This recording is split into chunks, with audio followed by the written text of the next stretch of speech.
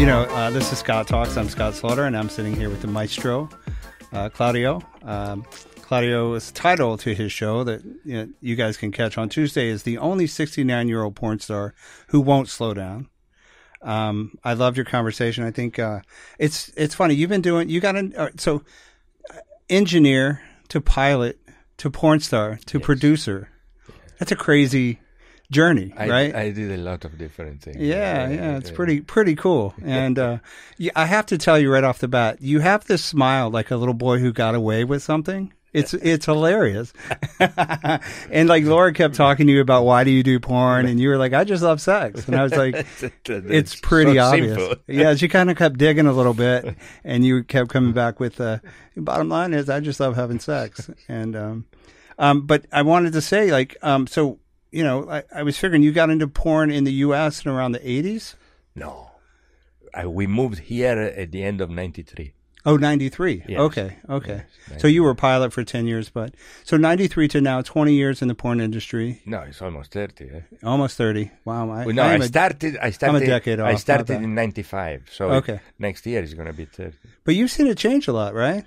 Yeah, of course. Everything changes, and porn changed too. Yeah. And so you were an actor for a long time, and now you're a creator. I'm a producer. And a content creator. Yeah. One of the other things that kept coming through to me is you're kind of a purist. You like women natural. Yes. You liked porn back in the day more. It seems like. Oh yeah.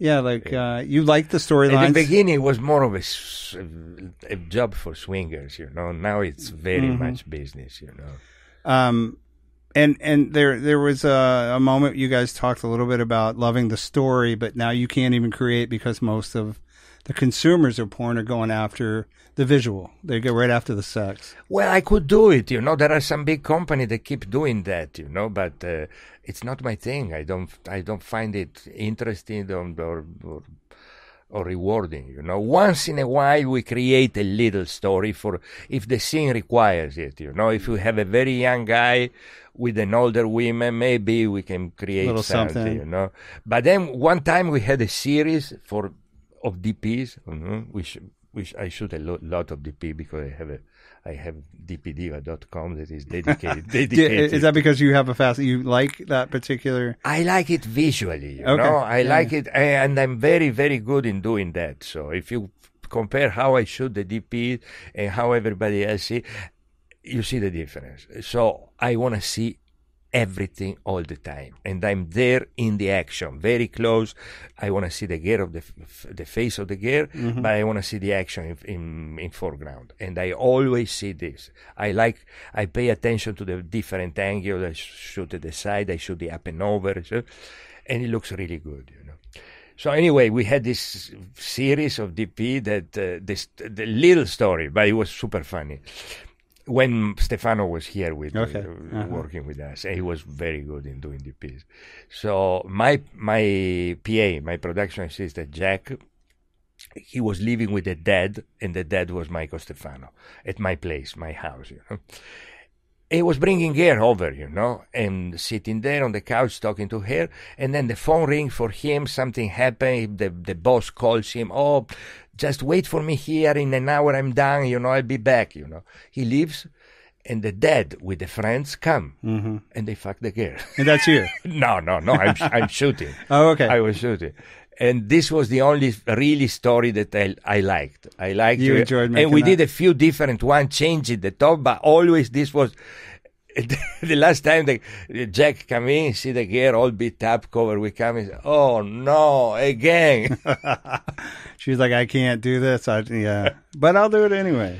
So once in a while I like to do this, but generally speaking, I just go to the sex. Yeah, I got the feeling at the end of the interview when Laura asked you, if you still love doing it, that you're it's work. It's work now. It's a lot of work. Yeah, it's a lot of work. When I'm finished shooting a scene, I'm drenched. You can squeeze my t-shirt, because I sweat. And we're talking about directing a scene, right? Yeah. I sweat more than the performers. What do you think people don't understand about the industry that is something that you deal with every day that they would be surprised to know? I mean, that it's work. I understand I understand that. I told you a little story about living with a friend, my first encounter with somebody in the industry. And I mean, just talking to him and asking questions really shed a lot of light on this thing that I kind of thought was for people who just love to have sex. But I understand now it's much more complex than that. And it has changed a lot. I think the way people consume sex, especially that, the medium, how to deliver the porn has changed. Yeah, I mean, everything's in like little bites now. You can do like short stories. Everything is digital, yeah. And then for people to go from the little bite to the actual longer production piece is doesn't happen often. They're mostly consuming it like candy, like a little snack here, a little snack there. And back in the day, like, and I'll just tell you, my father had 8 millimeters, that I had to go find in his, and then I had to put them on the reel and not break the film. And then if I broke it, I had to and there was no sound. Oh my God. It was such a pain in the ass. And people now literally can, sit at a stoplight and pull it up. And then, by the end of the stoplight, they, Yeah. So DVD are dying, before there was the VHS, then the DVD. Now even DVDs are dying because everything is streaming. Yeah. You guys have to check out the video. The Maestro is a really healthy, vibrant, smiley. I mean, you're an aspiration for people who are aging, I think, because, as I get older, I'm in my 50s as well. And, I always look down the road for people to inspire me to be like, oh, I want to be like that when I get older, Thank you. Yeah. And I think it's important that we have different examples and different aspects of our lives of people. And just your attitude about sex really intrigues me and gives me hope that, like, it doesn't become this, sort of boredom. I still feel like you told the story of dreaming of porn when you were a child. And I feel like even though it's work for you now, you're living your dream. Oh, I do. I tell you the truth, I could retire if I wanted, because I just sell everything and I retire. But, sure. But if I retire, then how do I do the content with the girl? You know what I mean? Uh-huh. How do I meet them? I still want to do that. Yeah. So you're still the little boy. That's great. Yeah. So I keep doing it. Let's see for how much longer. Yeah. And you're married. You've been married for a long time. Yeah, since 96. 96. So this is another thing that I think people don't understand much about being in the porn industry and being married. It's possible to have a healthy, loving relationship and have an open agreement. It is possible, but it depends on how you do it. Under my point of view, both have to be free to do whatever they want.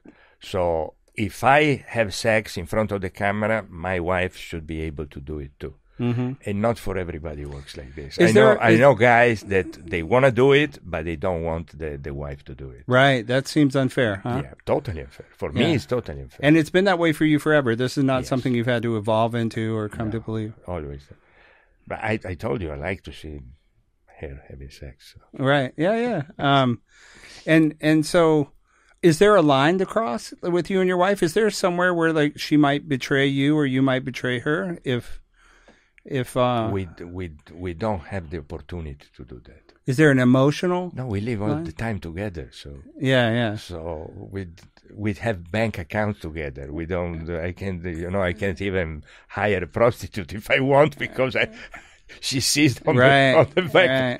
Right. No, we live constantly together, So I do this content and she's fine with this, Actually, she prepares the paperwork for the girls and everything. Yeah, she's your main, it's you and her that basically run pervcity.com and DPD. Yeah. I mean, and Laura and I, we work together as well. It's one of the things I think we've evolved into to see what a privilege it is to be able to work together. And, are there any other challenges working together with you and your wife? Are you scheduling? Are you late to work? I mean, late home, coming home? No, sometimes I get upset because she's always glued in front of the computer. Mm-hmm. Even she come downstairs, we have dinner. She prepare dinner because she's a good cook. Is she Italian cook? Does she make you Italian food? Yeah, of course.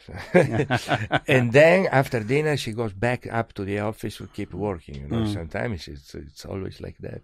We go to the mountains. We go to a place in Mammoth. She brings 3 computers. Two computer and 1 laptop. Over there we have 4 monitors, so she has a full functioning office, and she works there too. So that's really, and you guys have been married a long time and no interest in kids. You're very focused on what you guys like. I've never had that desire my whole life, So I knew since I was young that it was not for me.